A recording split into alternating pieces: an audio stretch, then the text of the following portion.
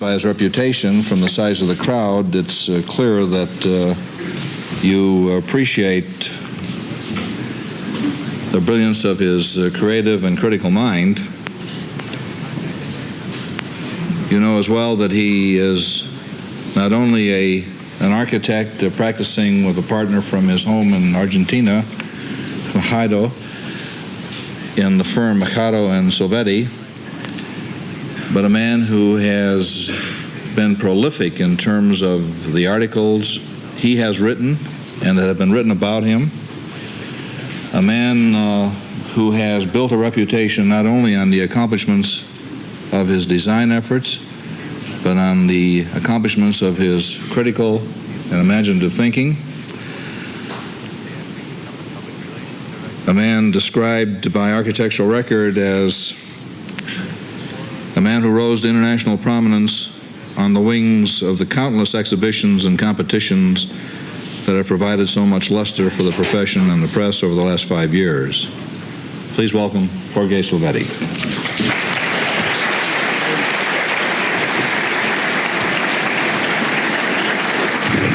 Thank you very much. It's a pleasure to be here tonight. Can you hear me? Okay. What I will present tonight is a selection of design work done in the last 10 years, which I think represent today, for me, the best, or at least the most representative work of me and my firms. Most of it is done by both of us. Most of them are unbuilt projects, unfortunately. But I think in this selection, again, I have traced the development of certain ideas. I will present some of the projects very fast and some in detail. Sometimes I get very enthusiastic about my own projects, which is not very nice or modest to say, and lectures tend to be a little bit long, so if it gets long, you just tell me, but I will try to keep it very short. Let me start by saying that I am an architect all the way. I went to undergraduate school in architecture, and I went to graduate school in architecture, and I did postgraduate work in architecture. But I studied architecture at a time when, that you probably don't know, the students, I mean, when architecture became a kind of field that nobody knew exactly what it was, and it sort of became an area of experimentation for other fields, a kind of case study for operations research, for sociology, for anthropology, for all kinds of other fields, and we were indeed very enthusiastic about that. I never really stopped designing, though, but I must confess that I did devote some time when I was at Berkeley in the late 60s. Well, all kinds of things were happening at Berkeley in the late 60s, but besides doing all those things, I was interested in computers. And I did some work in computers, but I did some work in anthropology and sociology and all those things, only to come back with more enthusiasm than ever to design. And the work we're going to see today comes really after. The first is from 1972. When I sort of got back with this new energy after trying and sampling all these things, I was definitely convinced in the power of architecture, and convinced that architecture is one of the languages through which culture speaks. And this aspect of language really fascinated me. And at that time, it was probably a too self-conscious idea that I or we were pursuing. We can begin with the first slides. This house of 1972 is a house that I designed for a classmate, well, a friend, not an architect classmate, a friend at Berkeley who was a lawyer studying economics at the time at Berkeley, a house that he was going to build in Cuernavaca in Mexico. He was Mexican. And this house represents an attempt to deal with some aspects of language, the language of architecture, the vocabulary that I was interested at the time. It is definitively a house coming from the sort of international style, more precisely Corbusian language, and it attempts a kind of commentary on this language, a type of critical commentary on a language that has been what I was, the language that I've been trained in Argentina. Argentina is very much like most Latin America, a product of Corbu's ideas, the idea of modern architecture, that is to say. In this house, I would describe probably as a kind of manneristic effort to deal with the aspects of language, of Corbusian language of the time, by sort of contradicting them. Most of the things appear to be one thing and are another, or are treated like with certain irony.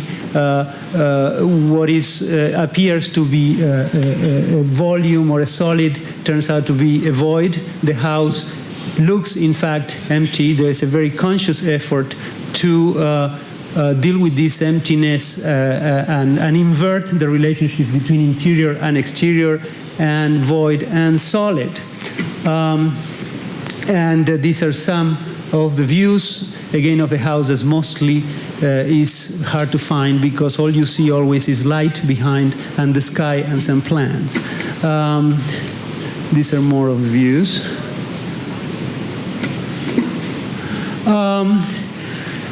That was, as I said, a very conscious effort to deal with the critical aspect of language, that level that one can compare to the manneristic efforts of the 16th century in Italy, as the language of architecture commented on the language itself. One thinks of Giulio Romano and some of even Michelangelo's work, commenting on the classical language. This other project that we are seeing now was a project that our firm did in 1974, in which another aspect of the language of architecture was explored. This is the Fountain House, which is the first project that sort of puts us in a little bit in the map. We got an award in PA for this project, to our surprise, and it is a kind of summer house pavilion for a couple in California. And what we are mostly concerned here is not necessarily with the critical and commentary capabilities of the language of architecture, but rather with the poetic level. By poetry, what we were trying to investigate here were the aspects of both metaphor on the one side and the other, which has to do with the assemblage of parts, with that deviation from the norm that produces the poetic effect. So most of the elements in this building are rather simple and well known, coming from a variety of moments in the history of architecture. However, the assemblage and the collage of the elements is rather original, unexpected, and inventive, I would say. The house is a fountain that sort of folds into itself. It's almost like a kind of a Moebius field in which, you know, inside and outside again are rather confused, and in which what is fountain and what is house is not distinguishable. The effect is a rather eclectic effect when one looks at the elements, but the total effects in its totality, I think, is a rather surprising, strange, and to us, seductive object. It also dealt with a recovery. We are talking about 1974, a recovery of the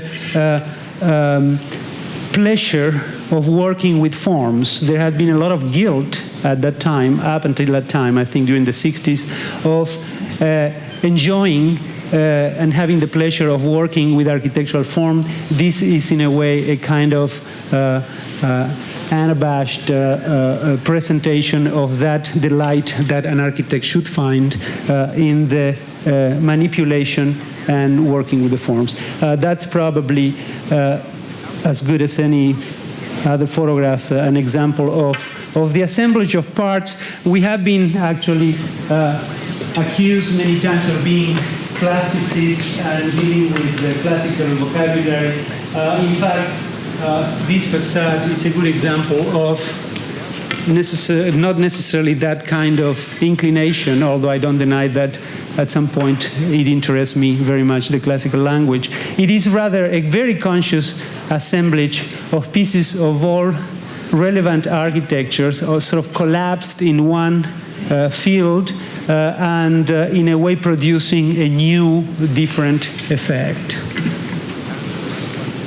And these are some of the other images. That perspective is also, and is drawn with that intention too, to show the assemblage of pieces, of different pieces. And finally, the poetic effect, again, that kind of deviation from the norm, the unexpected, which produces this effect. The next project I want to show, and these are going rather fast, is one that we did. This is a competition. This is our entry for the... Do you think we can put this upside down? Or, I mean, the way it should be. It's upside down now. This is a project of, I think it's 1975, because it was after the other, yeah. This is our entry for the monument,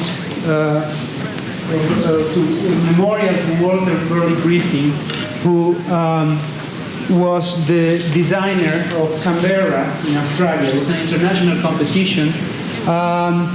In this case, we did not decide what aspect we were interested or we were going to investigate, but it appears to us natural that if one is to deal with the monument, one is dealing inevitably with the symbolic aspect of the form that one is going, the artifact one is going to produce. Produce a symbol, to have a symbol as a programmatic requirement is one of the most difficult tasks I ever encountered in my experience as a designer. In this case, I mean, thinking about a symbol, we definitely discarded the notion that it should be a rather abstract and personal interpretation of whatever idea we wanted to represent. We believe that memorials, because they do have a public function, should, without being easy, literal, and simple, should have enough analogy or analogical connections to something, to the idea that one wants to transmit, to make it accessible to the general public for which the monument is in a way built. That is the plan of the city of Canberra as planned, and it has, all the Beaux-Arts pedigree that one can imagine, it is also ideal in the sense that it presumes a city that will grow according to certain axes and according to certain central and symmetrical elements. Reality, as usual in this case, is different. Things tend to go in one direction or the other. The present city preserves the axis and some of these directions, but it has not grown in the same way. The monument was to be at the top of a hill overlooking the city. So in our first approach, the idea was to make a direct connection between the city and the monument, to establish that connection by using, in a way, the ideal geometry of the city as the generator of the monument. This is a kind of conceptual drawing in which we have the city and our geometry with the building itself actually drawn there as inspired by the city. Of course, this is a different size than this, but here are together the same size to be able to see. There is, this is the model, a monument that in its appearance is in fact rather abstract, although very simple to comprehend. The kind of triangle at the top of a very flat mountain sort of helps to finish that mountain. But what is important is that there are two parts to this. That one from behind gets all the part of the memorial and all that, and then one can climb the stair that is behind to this overlooking point, and one is in the center. This is on axis with the main axis of the city, and one visualizes both the city as is and the ideal, which is this building itself that one sees from above. The other aspect is that after coming down and going through a series of doors, one can come and sit down finally and look at the city from the memorial, which is finally the thing one is celebrating. Again, it is based on certain classical principles of composition, in this case mostly frontality, but it has very little to do with the classical language proper. The next aspect, and we are still in 1975, that I want to illustrate tonight. The next aspect of our search and investigation on the language of architecture had to do with the problem of a language or a vocabulary that addresses, let's say, the community at large, and that is somehow related then to the city, to the larger scale kind of projects, unlike the monument, which is the unique kind of piece. This was our entry to the Roosevelt Island competition of 1975. Of course, those who remember that competition know that halfway through, I think went bankrupt, so there was no real possibility that anything would happen with the winning entry.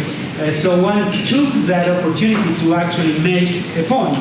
The point we tried to make, in this case, was a critique to the program itself, but also to present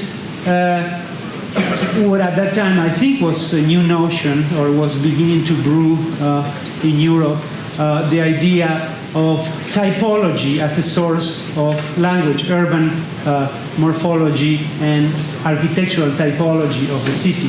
In this case, an interpretation of what we consider to be the characteristic building typology of Manhattan. This is in Welfare Island, Roosevelt Island, just on the East River, facing Manhattan. And in this project, we are talking about towers as being part of what one associates with New York, with buildings as walls, and one can exemplify that probably with Park Avenue, and then streets, the streets with the townhouses. That is taken and then re-elaborated in a rather more contemporary, both program and vocabulary, but the essence of what could be a Manhattan idea is maintained. And of course, the final product is very different to Manhattan. For one thing, there are no cars in Roosevelt Island, and one is dealing with a different type of requirements in terms of square footage, so the idea of the townhouses themselves cannot be reproduced in such a way. So there is a transformation of that typology into a new type of housing, which ultimately this will be, no matter what, how close one wants to get. But we believe that that kind of essence abstracted from what constitutes the form of Manhattan was present enough here to establish that kind of connection with the user, with what might have been the former environment, and the connection to the context. So it's in a way a non-literal usage of context to produce or generate a new type of environmental architecture which was implicit in the program. These are more photographs. These continue with the same type of research, but in this case much more conscious than the previous example. This was a competition that we did for Paris, in which we were to make a proposal, housing proposal, new types of housing. There was no program and no site. It was a kind of theoretical competition for young architects. So we had to invent our context, and we had to remember what Paris was like, which is always nice to remember, and sort of dig up our slides. We didn't have time to go back and study. But we continue with the same idea of looking at the city and abstracting from it what we consider to be the essential element in their building types that constitute or make Paris Paris. In this case, mostly had to do with the kind of courtyard type, very different than the Italian type, that is a typical apartment house of Paris, with different sort of buildings and different entrances in the inside, with the type of public spaces that have a particular Parisian scale, like La Place Royale, and with the introduction of some modern typologies too, which we consider always essential because we are in the 20th century. And this is a kind of ideal chart in which we establish what those types are, and then we illustrate different kinds of transformations, such as this, which is in a way half of one of those courtyard Parisian courtiers with the kind of gate. From that, and this is a project that wants to make a point mostly in terms of methodology of design. After that, since we didn't have a site, we defined different, what we thought were typical urban situations or conditions as hypotheses, and we have those four types: townhouses, courthouses, towers, and something else I don't remember now. And make sort of combinations using the types to respond to particular edge or contextual conditions. And finally, we chose, I think, where is it? Yeah, here, that hypothesis to develop, which is the one you see on the left. Of course, the result of this, something that was not very conscious in our minds, but which obviously is the result and is behind all of this, is the idea of, is the problem of how to solve the problem of dealing with large-scale projects in the city today that do not look like one big project done by one architect. So there is a search for variety, which results rather successfully, I think, by the almost random combination of this typology, although all of them come from the same hand. They will have probably very similar type of detailing, but there is not really a contrived attempt to invent variety, but rather the combination itself of rather standard pieces is what produces it. So the result that we see in the axonometric was a kind of example that tried to explain that, and this is a sort of close-up. Can we focus this one? Of one angle, and these are the different types that we use: the tower, the townhouses, and the courtyard types. Here we see half a courtyard type. These are the backs of some of the townhouses, and these are the front of some of the townhouses.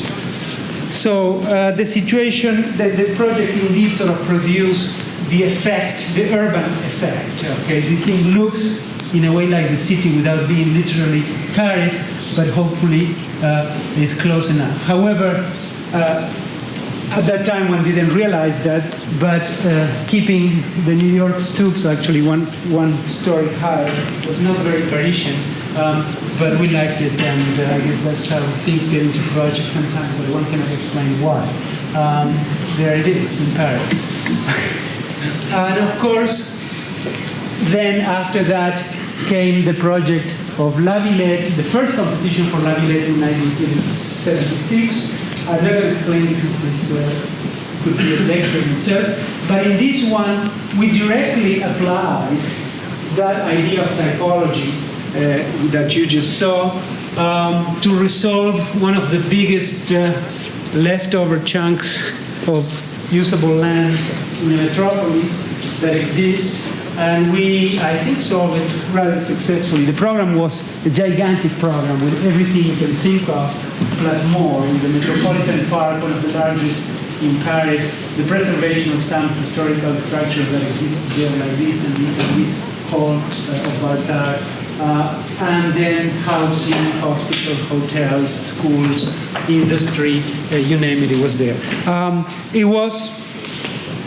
I show this because, again, a very clear method, even if today it seems a little bit naive, help us really to put together a very believable solution for a very difficult peripheral condition in a city such as Paris. This project was very successful. We were awarded the second prize in that international competition. Of course, half of it is a park, and that's a completely different story. And in that one, we dealt rather consciously with kind of modern strategy, which is a kind of transparency and overlapping of different park strategies. There we can see pretty much the sort of rational geometric part with some of the English and Romantic and some modern ideas. This is a very difficult project to explain with 2 slides, but I just put this as kind of sort of example of the use of that methodology developed in the previous one.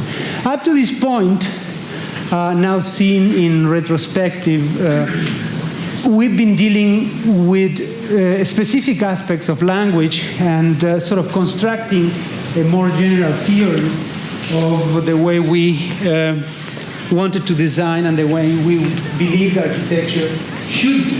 However, up to this point, most of the work is rather simple in its attempt to deal with very few aspects at a time, I must say. Although in the Fountain House, a lot of things came with that, and I think the project is still a rather complex thing that deals with many other things that probably were in our unconscious. From this moment on, I think things will get a little bit more complex, and for me probably difficult to explain, but probably the projects are richer to look at. And changing scale drastically, we go from a big chunk of Paris to a little house in Tunisia, vacation house, which unfortunately is not this one. I wish I had done this one. This one is one very close to the site, and I use this slide to illustrate what to me is the problem here, which is to design a vacation house for an American by somebody like me, who, I mean, I'm American now, but at that time I wasn't, but nonetheless there was something I was not, was Tunisian, to design a house in a context that over the centuries has produced architecture such as these. And it's not an easy thing if for anybody that honestly has been confronted with a problem like this. And I think everybody has a moment of hesitation. And there are 2 typical solutions which I don't necessarily disagree with, but to me were not the way I should proceed. One which is to mimic, to imitate what is there. And there is always the danger of making ridiculous show, because one does not know how to imitate very well things like that. One probably misses a lot of things. The other is to really be honest in another way, because both are very honest. Said, well, I'm not going to do what I would like to do because I think this is the architecture of the place, so I'm going to imitate this. The other is to be honest the other way and say, well, I can't do this, so I'm just going to do what I can do best.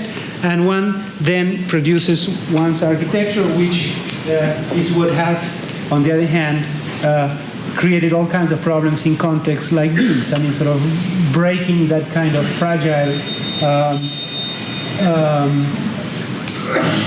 equilibrium that exists between nature, environment, history, technology, people, and its architecture. My solution, I hate to use that word actually, it's not a solution, my proposal is, in fact, to deal artistically, if you allow me the word, or poetically, with that contradiction.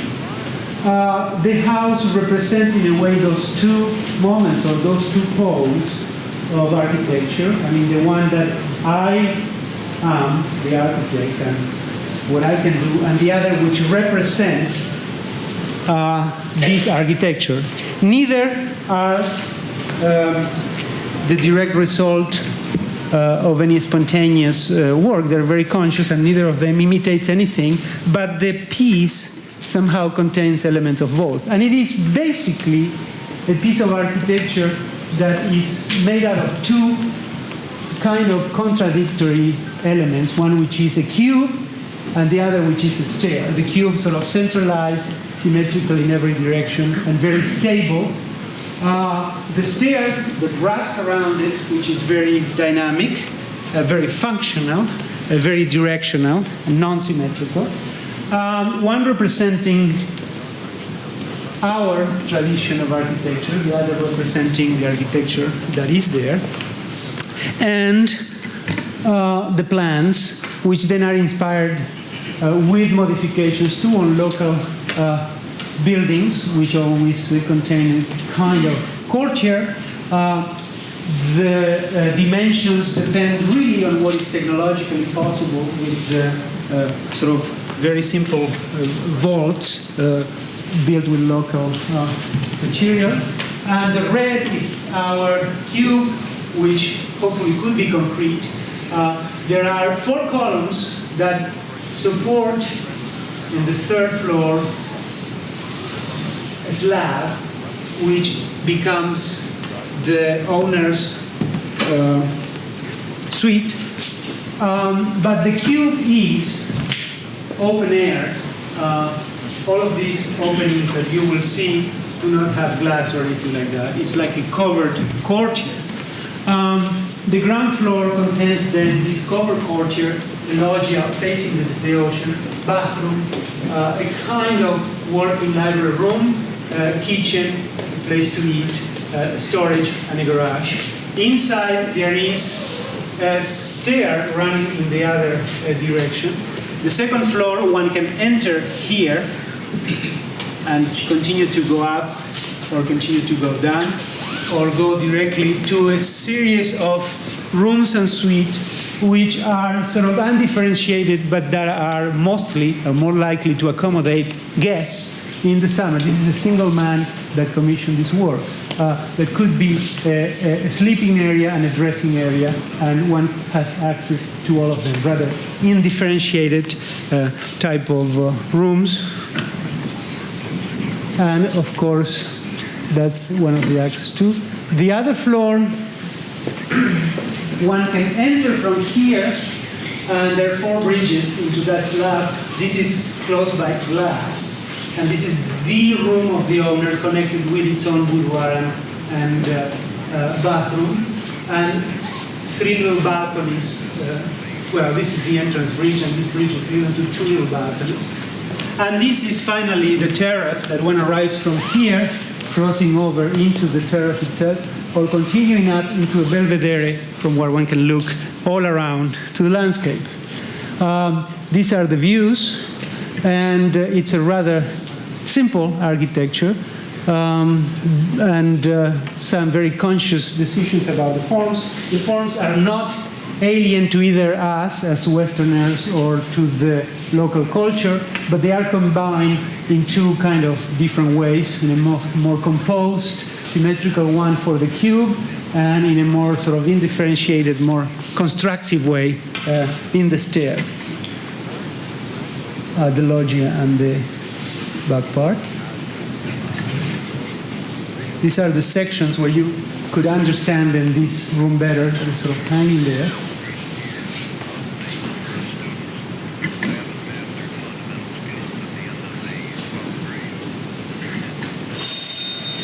These are two diagonal sections showing the two sides of our building.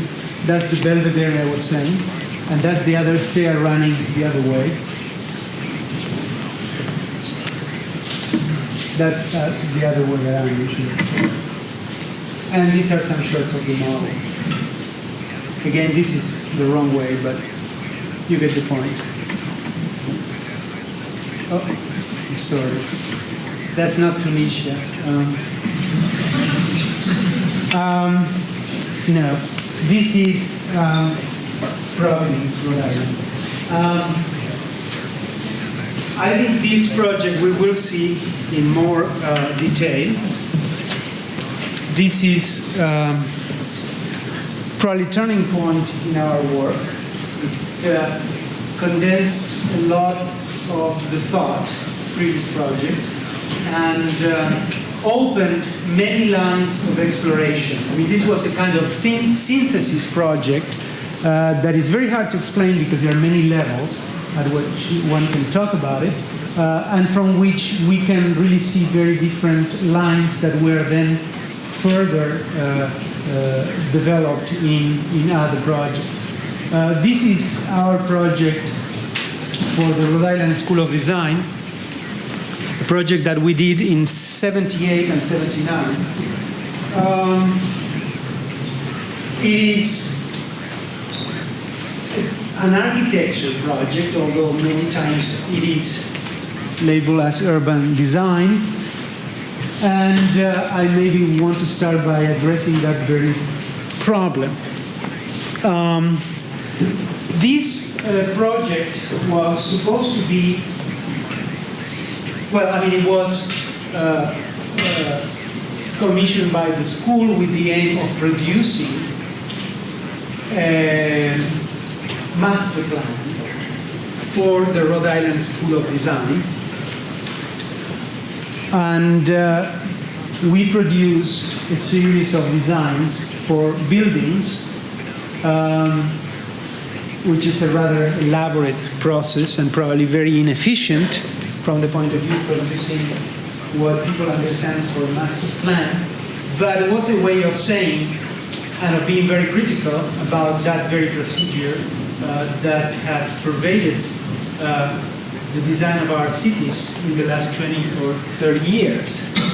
The sort of abstract notions that have dominated some of the urban decisions, and the idea of the master plan at that kind of two-dimensional map with green, yellow, blue, and red colors, and kind of very solid surfaces. We thought we had to attack the root of some of the problems that we are seeing in our cities by talking about the mistake in the techniques of design and the way that decisions were made. Our proposal then deals with the verification of what one should do with the city, a verification at the level of the architecture, at the level of the buildings, the doors, their walls, their facades, the way they are put in a place and related to its context, and the way they resolve their interiors and the relationship between interiors and exteriors. That is to say, all of those things that are always left then, to the architect. Then they will be done later. We just now make decisions about where things will go and make these kind of zoning maps. And we know all too well that finally that moment never comes in which the buildings are indeed designed. And we also know through this process that, in fact, a lot of decisions can only be made only after the architecture has been verified, that one knows that indeed a facade can be put in some place, and where one can put facades and where cannot, what things are front, what things are back, that come from an architectural understanding and study of the site. This is a New England city, Providence, very old city, is the capital of a state. It's a very small state, I grant that also this is a very small capital, but it is a capital, nonetheless, of a state, and it is a very, very charming mini metropolis. It has all the goodies. It has the most beautiful, I would say, historical district. And it has a downtown with modern buildings. Before we move out of these photographs, this line that I'm marking here shows the place where the Providence River is, although we can't see it in the photograph because it's been cantilevered with parking meters. But it was once the site of a rather important port, an industrial part of the city. And this is the old city, what we are seeing, which is called the Hill. It is on a hill. And we are on the side of downtown, a typical American downtown in miniature.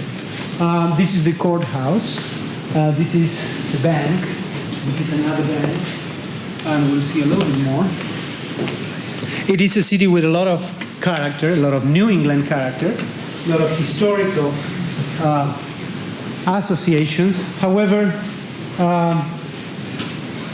it is not necessarily a city of architectural unity. Once it's from neoclassical, Greek revival, to Georgian, to federal, to things from all kinds of towns and all kinds of stuff. However, the unity is achieved through a kind of equilibrium and a kind of character that unifies all these different types of buildings and scales. That's again the courthouse, which is actually a rather new structure. And this is the proposal. This is the existing condition. And let me say that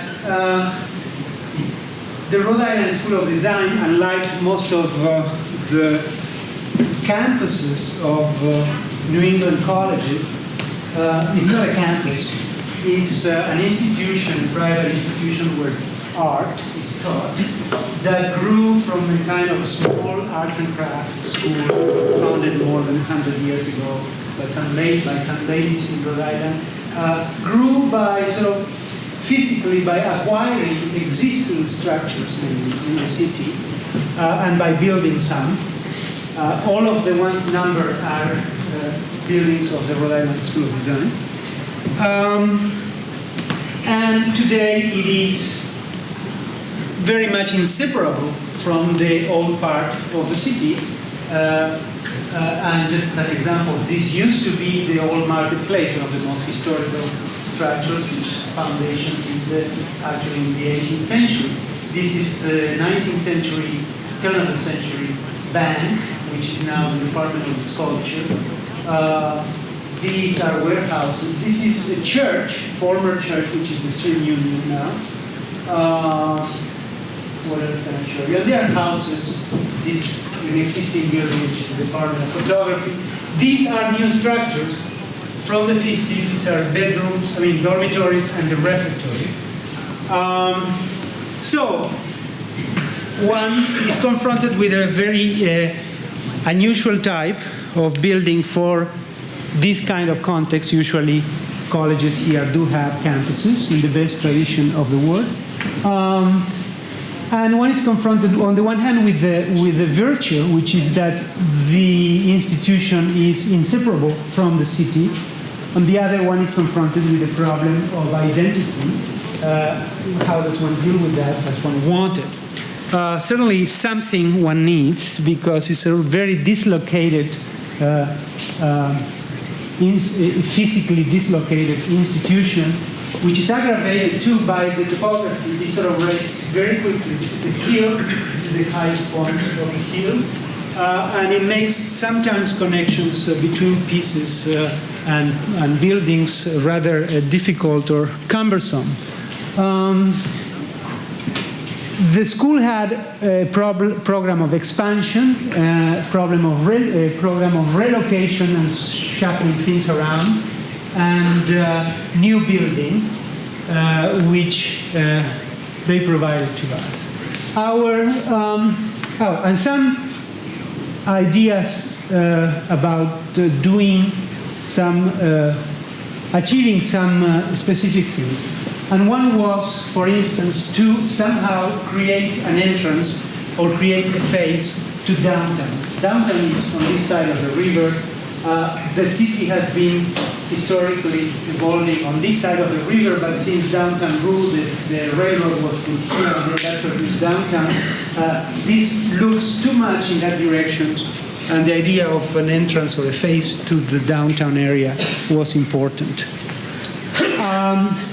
Our solution or our proposal considers all those things, and it deals at the very basic level with a very simple solution, which is providing a circulation access or itinerary that is rational, that ties the campus or the buildings together, without at the same time becoming one imposing gesture that sort of deals with this as a big object and runs from one end to the other and sort of changes the scale of the project.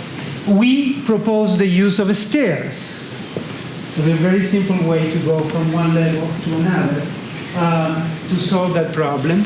We propose to look at the sites in a very different way, which is to invert some relationships. Namely, for instance, in this case, we do have a city block which tends to be seen as a peripheral block, and any solution seems to imply that one enters from the sidewalk, which is logical. But in this case, having here the parking lot, we propose to actually cut through these and make these kind of connections and invert some relationships. And what used to be just a side or a back becomes a facade, particularly this one.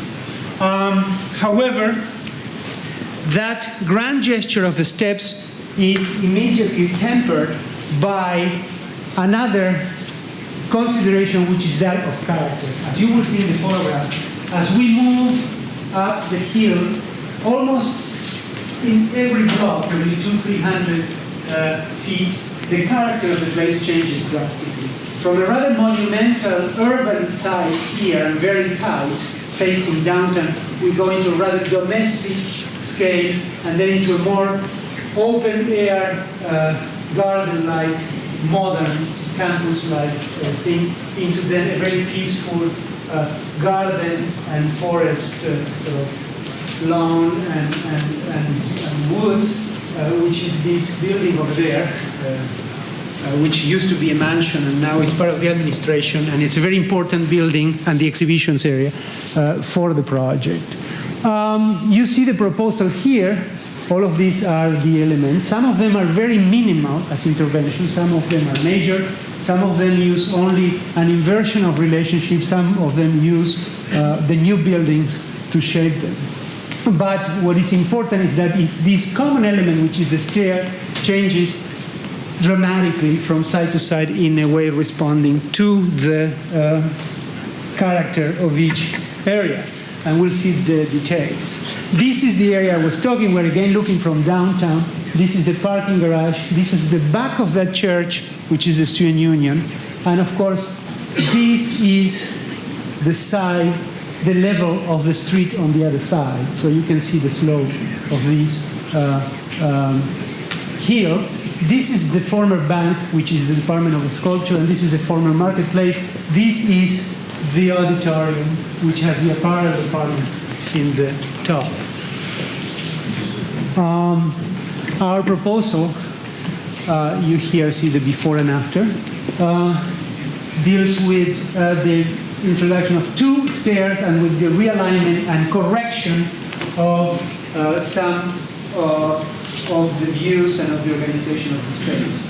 This is the monumental stair, the urban stair, that is a building in itself, contains a small auditorium and entrances at different levels.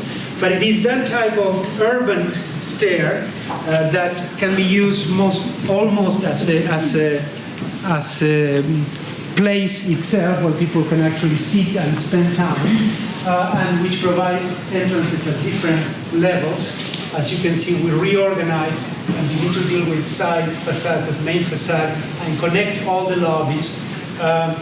This is reorganized too, and then the addition of a screen that helps us to organize the perspective. Perspective became in this project a rather conscious technique of urban design for us.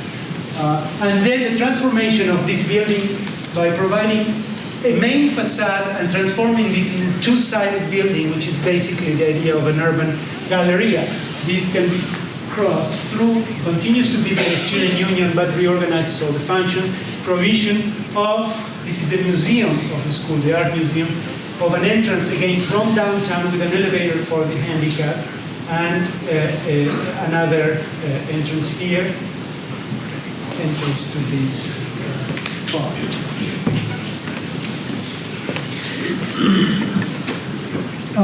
This is the before and after, and of course, I don't talk much about this, but this is a kind of, it is a stair too, a different type, not necessarily that we imagined that it would be built, but it was a way of indicating very strongly in the project that this also has the intention of recovering the river, a very historical and important river in the history, and in a way making the steps sort of raise from the water and begin their climbing of the hill. I don't think one can do those things by code, but anyway, I think it was good to use the opportunity, to point out at the need of somehow make the presence of that river be felt again in the city. These are the perspectives, and you can see the, very conscious attempt here to deal with the monumentality and tightness of this site in a very urban way, with a stair that can serve as a kind of gathering place, as the place for, in fact, good weather occasions like commencement or some of their shows and things that they do. And perspective, again, being one of our main techniques of design for that when the city is involved. The facade of the church, which involves then the reversal of what used to be a back becoming the main facade and the cutting through. The introduction in the facade of sculpture, and a figurative sculpture in a particular architectural condition, that is to say flanking the entrance. We did not design those statues.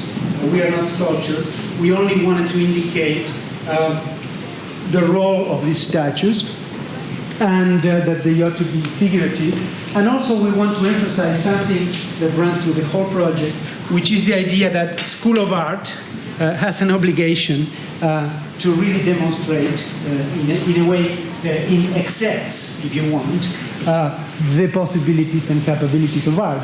In the case of the School of Design, our project, which has 2 levels, one which is the proposal that can be translated into policy and master plan, the other which is the specific project.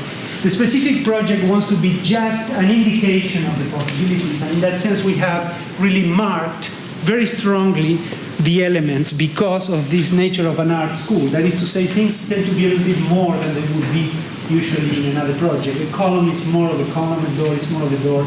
There is a conscious exaggeration in the use of the elements to mark this particular condition and presence of an art school in a city. The next area when we drastically change characters is as we leave that student union church in what it used to be their main facade, which is this one here.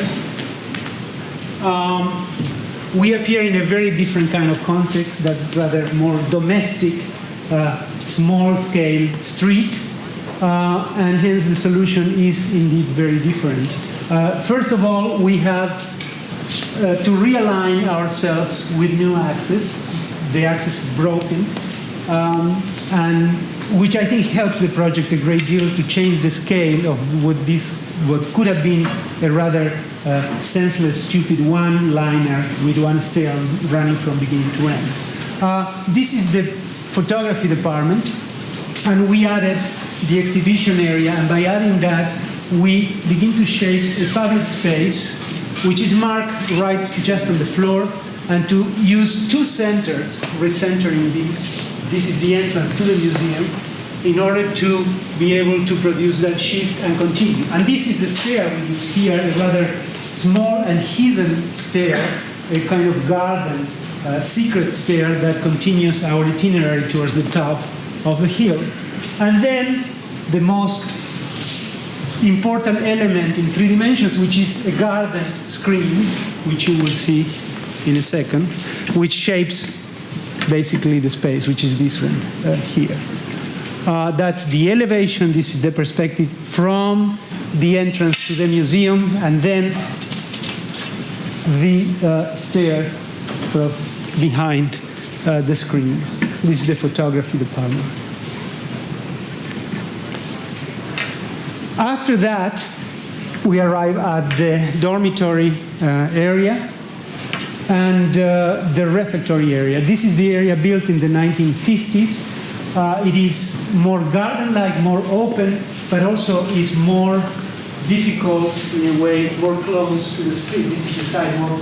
There is this concrete wall, and it's only at one point, at a very inconvenient side, one has access to that. This is the terrace of the refectory. You can see again what kinds of topographical fractures one has to deal with here. And in this case, we do propose a garden, the garden steps, as we call it, a very different kind of stair, a stair that just raises very slowly, and it's sort of a green stair, which is this here. We shape the spaces by the addition of the photography club at one level, which is basically labs for the students, and then the senior and graduate individual studios,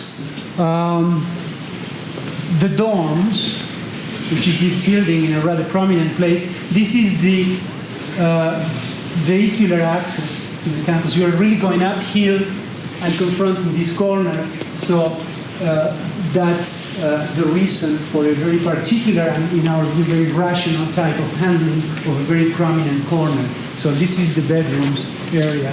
And this is a cloister of small studios that contains a very important building with that round element that we will talk in a minute. You can see now the relationship between the former church, what is called the Fraser Terrace that we just saw, and then this, which is the current entrance to the refectory, but also this other entrance, which are the garden steps. Here you have the section, again the small stair, and then the large one, and the dome of the freshman foundation, which is what it is, that thing. That's the view, the green stairs. It was a former mansion with a big park, and that is a very important building already, symbolically loaded, because besides having some administration functions and having some of the main exhibits happen there, in that very building is where the theses are presented. That is to say that graduating students do their last thing and graduate in a way in this building, which is also at the top of the hill. So it's almost like a culmination. That thing sort of coincides with the culmination of our itinerary and the culmination of the career. There was nothing much to be done there, but we thought that was the opportunity for us to play a little bit more freely without any kinds of functional constraints. We did put another stair that certainly can be used, but it's not really very necessary. It's almost like a garden folly.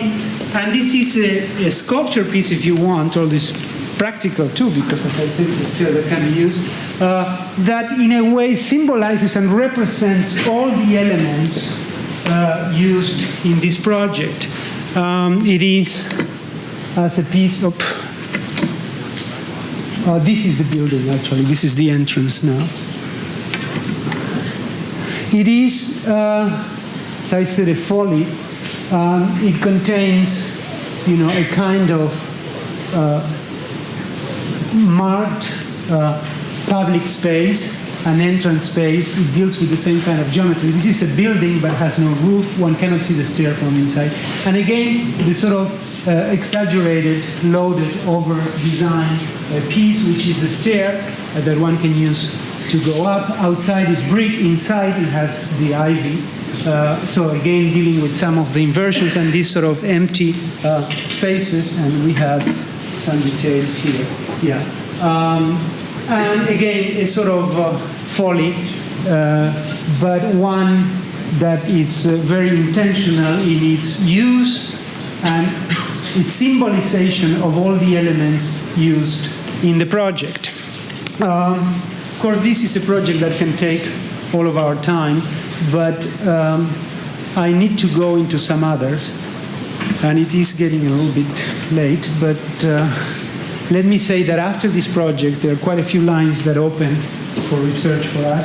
One has to do with purely formal ways in which we begin to be interested in kind of new typological combinations of forms. Other that have to do with techniques of design, particularly perspectives as a technique to organize space, which we believe was sort of lost in the last 20 or 30 years. And we'll see some of those things. This is, I'm going to go very briefly, a project done for a competition, a private competition. We were invited, an invited competition in Germany, which was the Dome competition. This is a factory where they produce security systems, and which is the factory. They wanted to build a new administrative building for the administration, and they call it competition. This is a very interesting competition because they wanted, the program was very simple, which is offices, but they wanted an image, and it was very explicit about it. They wanted an image that conveyed the idea of security. He had to use metal. He had to recall some of the products that they produced, if you can believe that. And it had to be a memorable image, and it had to include in its facade the logo, which is pretty ugly. So it's a very difficult problem. But we did a very simple partie, which deals mostly with a very traditional way of organizing buildings, which is having a base, a body, and a head, but introducing a vertical movement that sort of pushes the building forward and creates this kind of rather this thrust, this sort of rhetorical move towards the front, which makes then what we believe is the move that these people were after. We were rather successful, although we did not win the first prize, we won the prize. And again, it has to do with the introduction of a stair that, it's all metal. The stair that contains the sort of service rooms in the center, bathrooms and Xerox and things like that, and then double corridors with all the offices and a kind of skylight. The entrance from the back into the cafeteria, and the entrance from the front with two elevators that take you to the dome, where the exhibition of the history of the factory and all that things that they do is, and for clients. This is the building itself. It's a very modern building in its manufacture. I mean, it's metal and it's glass, and some of it is reflective glass. It is very classical in the elements. I mean, it has the middle, the top, and the bottom, but it is in a way very particular because of the transformation, the movement that is introduced with this kind of circulation that traditionally would have been vertical, but now it's diagonal. And there are the two elevators in the front that takes you to the room at the top. Those are perspectives. The context is terrible. It's one of those hideous industrial parks in German cities, gray skies all the time. And this is the building. I have to go really fast in this because there are other. But this starts a kind of line of thinking that comes, in fact, directly, I would say, from the freshman foundation building in the Providence project. A kind of idea of working with very simple types of space, like the dome, like the square, centralized space, but assembling them in and sort of intercepting them and combining them in very particular ways. These are two pictures at night, which help us to produce our two entries for the Chicago Tribune competition. And this I'm going to really go very fast because there is not much to explain. That was an opportunity to relax and do something that we wouldn't have done otherwise. This is my entry. And of course, the slides don't show it, but it plays with polished granite and rough granite, and with something that might come from the Tunisia project, which is a little bit the kind of high-rise, or what one might call just the building, and then the architecture sort of in the center, being sculpted out of that.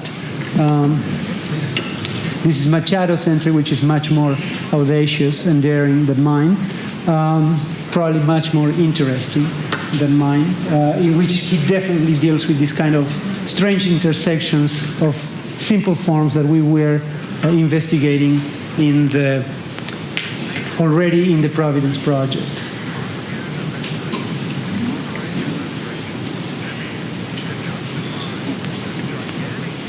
And then the production of some urban landscapes that he did this really for fun. But with this kind of combination of very simple forms.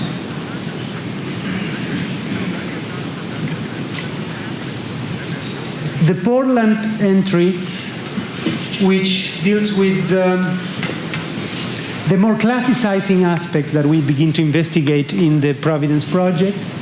This was an entry, we were the finalists in the national competition for the Pioneer Square in Portland, Oregon. And that was the design of a public square in the center of town. The historic building, very important building in the history of the town, and then some office buildings, some of them rather beautiful, very ugly, department store across, and this is currently, or was, a parking garage. They wanted a greenhouse because it rains a lot in Oregon.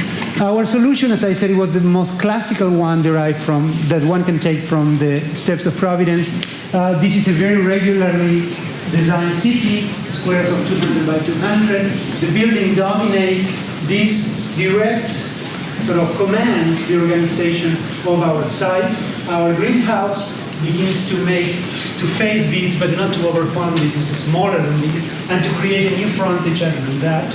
And then it's a very symmetrical, very frontal, simple building, and the only thing that disturbs it, which is a very welcome thing, is that the slope goes from here to here. This is a very high point. It's one floor higher than this. So that kind of deformation adds the whole dynamics to this thing, to the point that we have grades here, sort of bleachers, and this thing begins to operate as a theater for the functions they want to have in this public square.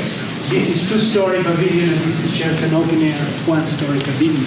In this case, what we are exploring as urban design are mostly the notions of frontality and of perspective, one-point perspective, as the organization of rather stable, centralizing spaces like this square we thought wanted to be. I'm not going to explain too much of it, but this is the greenhouse design.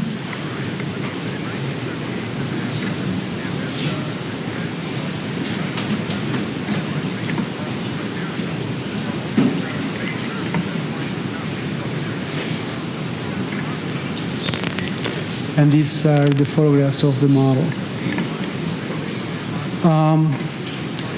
I have a few more in the other carousel, but I don't know how to see them. Do you want to see them? I'll show you. Okay, let's see a little bit more.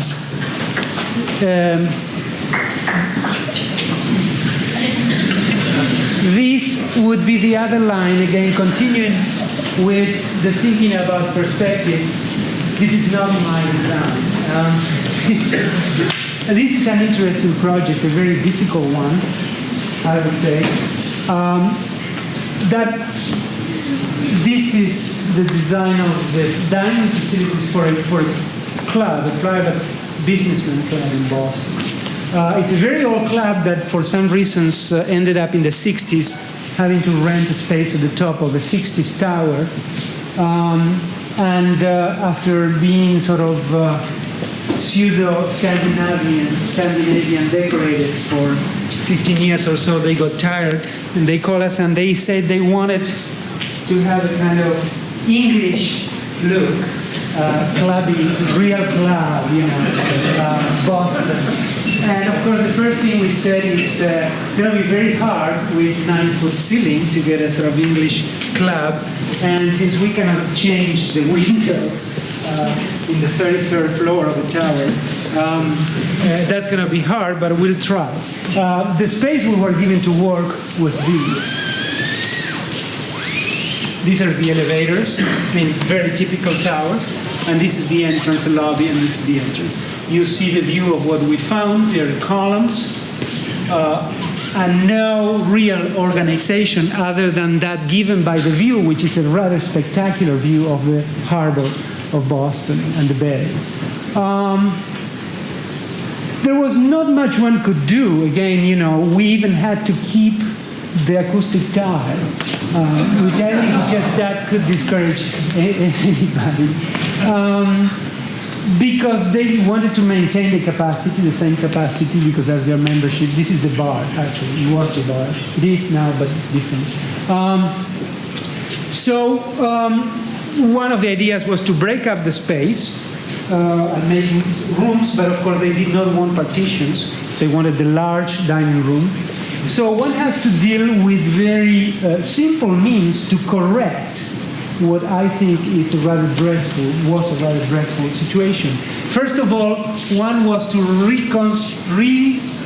restore a kind of wall here, although not literally because we could not move everything. This space is rented, by the way, and not everything can be touched, plus some of the installations and mechanical things, they didn't want to spend too much money. The other thing was to use color and to use some minimal things and to use perspective, again, to sort of organize the space.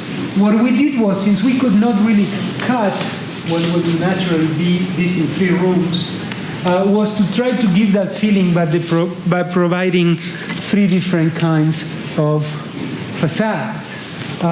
This was the kind of restoration of this line. Can we focus this one? Okay. With, in this case, rather classical element, the classical vocabulary. And then perspective, very important in this case to organize the space. The use of some rather difficult elements like the waitress stations and the linen closets, actually as architectural elements to help us to define the space. There was not much we can use, but in this case, perspective helped a lot to organize the circulation.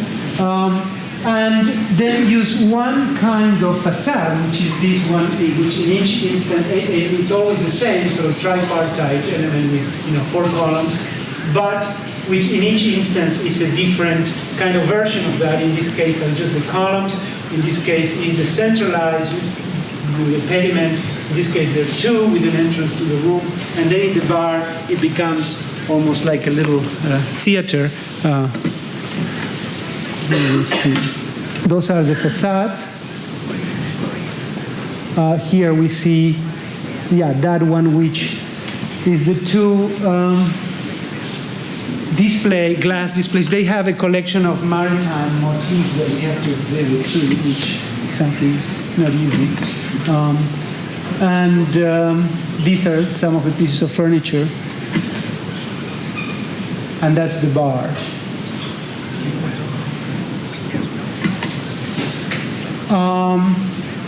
Well, let's get to the point. These are the pieces of furniture, and you will see the effect on perspective. But what we used was like a big, this is 1978. No, 79 or 80. Big piece of molding, let's say, that is extruded throughout and then sort of sliced and generates different types of elements. So this is common to all the pieces of furniture, but this is the smallest one. This is the linen closet. And then we have the Hostess Console, which is at the entrance, which is this, which is again the same type, and it has two sides, because this is the one that receives you with the, has a mirror, and this is the one facing the dining room proper. So you see the two conditions, I think, pretty much from the same point of view, and what I meant by the perspective. The use of that molding piece and the change of colors and this kind of slicing of that big, huge molding is what sort of unifies all of this, the change of color in the rug. This should be there. I didn't notice that. And somebody moved it. That's the problem with maids. And the use of materials, and then of course we did use some false beams. That's all we could do, but it helped to define these hypothetical rooms. Each one is reinforced by the use of some of their artwork. These have prints, these have some statues, the other has the boats. But I think the use of that perspective and this kind of ingenious use of the piece of furniture to get to this point, which was the problem here, where everything is spilling over, does the trick without, within the limits of what we can actually do. That's the other view. And that's as English as we could get in 1980. The furniture, actually, we were lucky to get really good. That's pre-English. This was the Kramer Apartment you might have seen in PA. I'm going to go very fast on this. But this was an apartment for a single man in New York. This is not our project, but this is what it is. It's one of the townhouses in a rather good location, very close to the Museum of the Metropolitan Museum, in 75th Street and 5th Avenue. And this is basically a room at the back of this. It's not this facade, and then more in the second floor, and a big, big, huge terrace. That's why he bought the place. This is what we found. And then the same technique as in the downtown club, but in this case much more elaborate, of addition of a very thick wall, the introduction of two very important axes. One element that anchors the whole, in a perspectival way, the whole composition, which is the fireplace, and the reorganization of the whole entrance and the use of floor and things like that to compose that space. One very simple element, which is a column with a pilaster and a beam, is what organizes everything. And these are some of the drawings. Of course, what the owner doesn't know, because he does not really live here, he lives abroad, is that while he was away, we moved this existing window 10 inches. So this is an exterior wall, so this could be in the center. But those are the good things one can do with the owner is not around. But if this was not in the center, we couldn't have achieved what we wanted. So we did it. These are the other two. And some shots of the indoor. This is the element, the architectural element really that does the whole trick. It's very simple. It's actually monochrome. We were not interested in playing with color. It's not a big space, and there is too much relief and chiaroscuro already, and shades and volume in the architecture that we introduce to play on top of that with color. The color, these are all still unfinished. Some of these photographs, I mean. The color, there are some materials that are rather rich, and then the furniture itself provides a lot of it. The interesting part was the terrace. The terrace was a very difficult thing. That's what you were seeing before, but that doesn't belong to the house. You come to the second floor from here, and you get the typical, fairy stories that you don't know what to do with. And in fact, it was a very difficult time we had for a while because we didn't know what to propose until it occurred to us to actually continue the idea of rooms outside, make the house actually much bigger than what it is, but deal with those rooms as outdoor rooms and use the trellis, the trellis elements to produce those rooms. So there is a dining room and there is a living room and there is a deck from where you see the central part. Being rooms that are not actually rooms, they have to be more roomy than the other rooms, so they have all the features of rooms. They have baseboards, chair rails, they have a fireplace, and things like that. And it works very, very well. The one thing photographs do is that you tend to see a lot the transparency, but in reality, when you are there, because of conditions of light, you tend to fix your eyes on the trellis itself. So the sense of enclosure is pretty real. But it's very obviously very breezy and very cool, or very hot. And you can sunbathe and all that. And that's a view, more real view with the Manhattan, that's the Carlisle, and a view from the upper terrace when you see the trick. This is the last project. I'm going to go very fast. This is a project that I finished a year ago, but I just had a chance this summer to present to the client. This is in Sicily, where I am working on a major project for this town. Now, I've been spending some time in Sicily teaching at the University of Palermo, and I have a commission to do we have public spaces for this town, but in this case, I'm doing a house for a family close to this, just on the shores, actually, of this small lake. We will call it a pond in the United States. They call it a lake, but that's what it is. This is in the center of Sicily. It's not close to the shore. It's an un-Sicilian kind of place. One always associates Sicily with the Mediterranean. It's a rather mythological place. That's where the Proserpina myth takes place, and Ceres and all that. I'm not going to get into the story. But it is an interesting building. It's for a family. The owner is, believe it or not, an architect. He's a professor at the University of Palermo in building technology.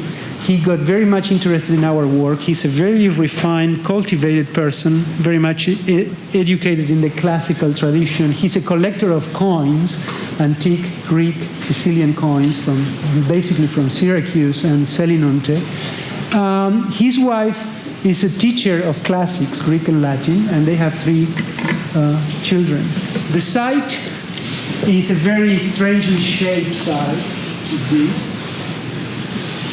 The result of a partition of state owned by the family, and as happens with these things, all of them now are chopping it into pieces, and every son is getting a piece. He got this. This is the original house, which traditionally the eldest son keeps. So he's got to build in this side. We are looking from here up. The house is not a very large house. It has a typical program for a family of this kind of resources. I mean, they're not very rich, they're not poor either. The interesting thing is that there's some programmatic requirements which are very specific, very unique, at least to me. One was that there should be a summer kitchen, something that I learned afterwards, that it's very common, where people cook in the summer. It's very hot, and so they want something, a portico or a kind of covered area where they can cook. They do cook at the end of the summer tomato sauce for the whole winter, and that's very hot, all that boiling things. It takes 1 day or 2 days, so they like to cook outside. with the bricks. The other element was a belvedere, a room for himself, a studio. The other thing was a patio in the very good traditional Mediterranean tradition, but in this case he wanted it to be a very private courtyard, not a public place where you enter as you open the house. I think he's afraid about all the relatives that are going to be living in this site. And that actually produces a rather peculiar building. This slopes sort of 10%, 12%, 15%, depends on where you measure it, but it's more or less, let's say, an average of 12%. This is the main road, and the lake is just down here, very, very close. The view in the other direction is this.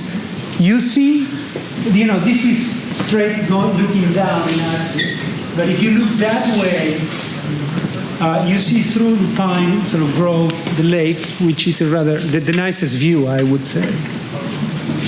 And the proposal is this. The proposal again deals with very simple forms, but combined in not a very traditional way.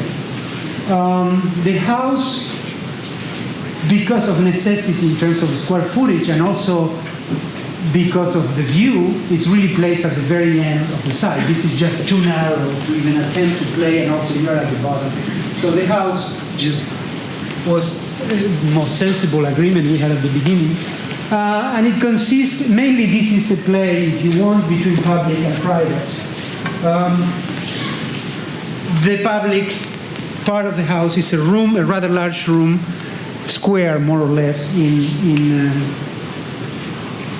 cubicle in section and plan, which is the public sort of living room entrance hall. This guy indeed wanted to build the Tunisia house or something similar. He was very much taken by that, although obviously it's impossible to build it here. That belongs to a beach which is flat and has nothing particular, specific around. There are no trees. This is a very directional site.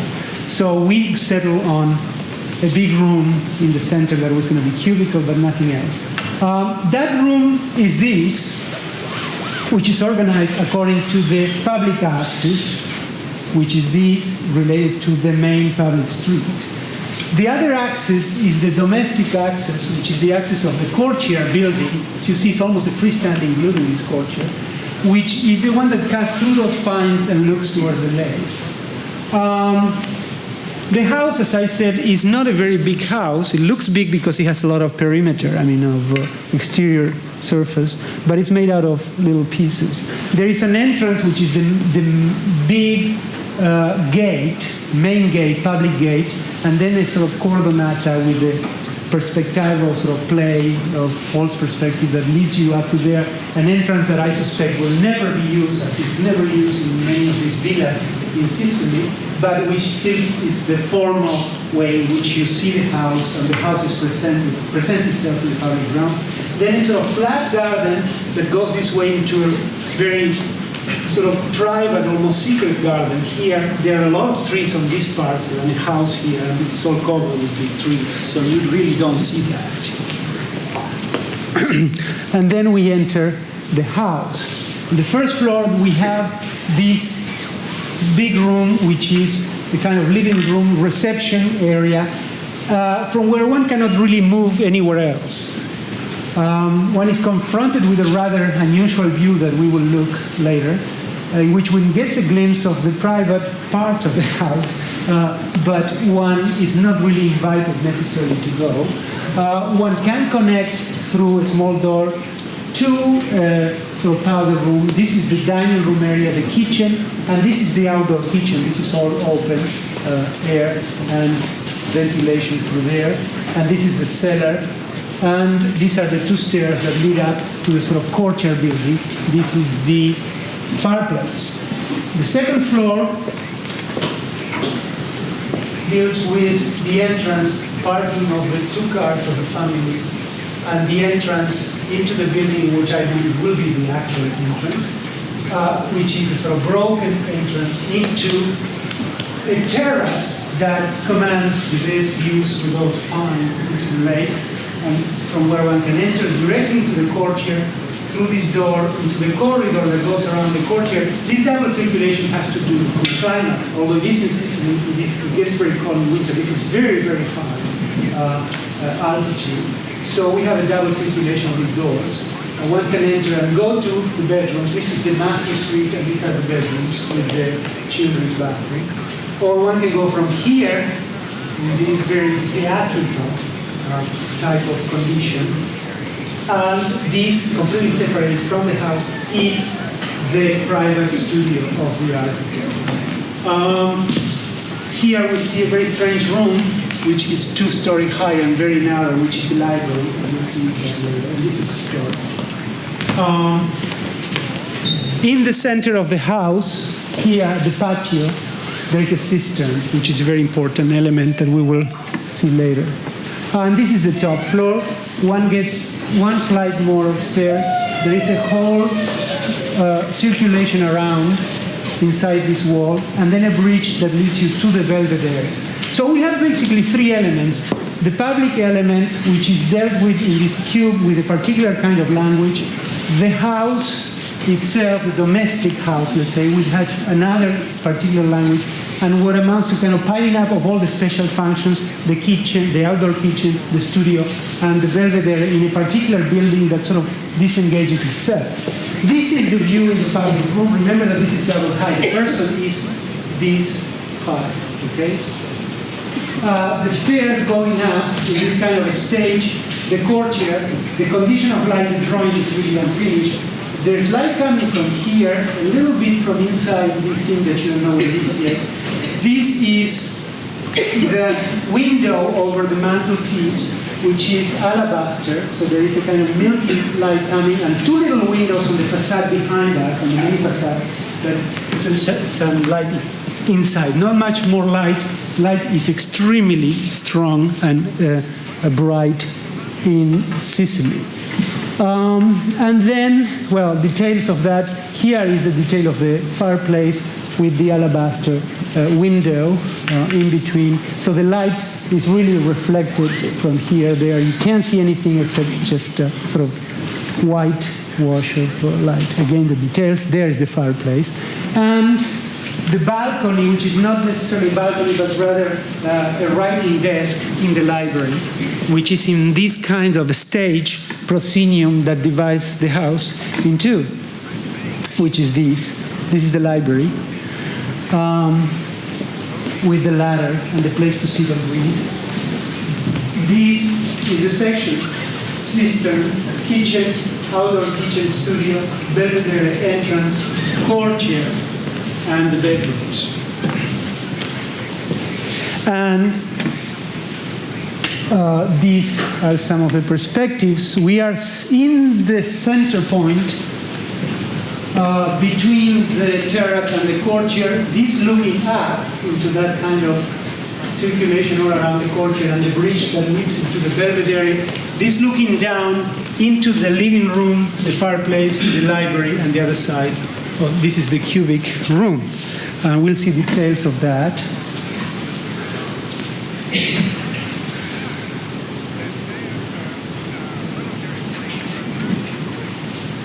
And the building itself.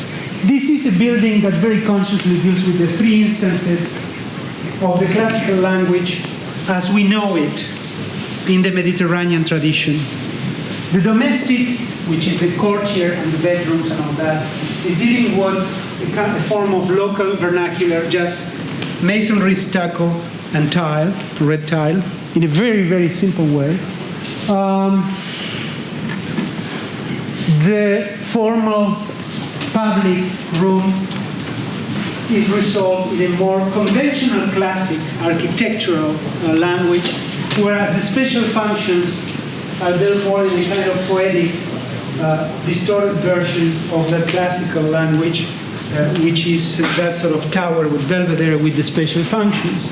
So this view, more or less, we see the whole ensemble, which again, not being a very large house, has the kind of presence of a very large house, in fact, almost as a little village because of the variety seemingly varied condition of different vocabularies, although they are kind of variations on the same theme, only determined by a certain interpretation, programmatic interpretation, and the garden.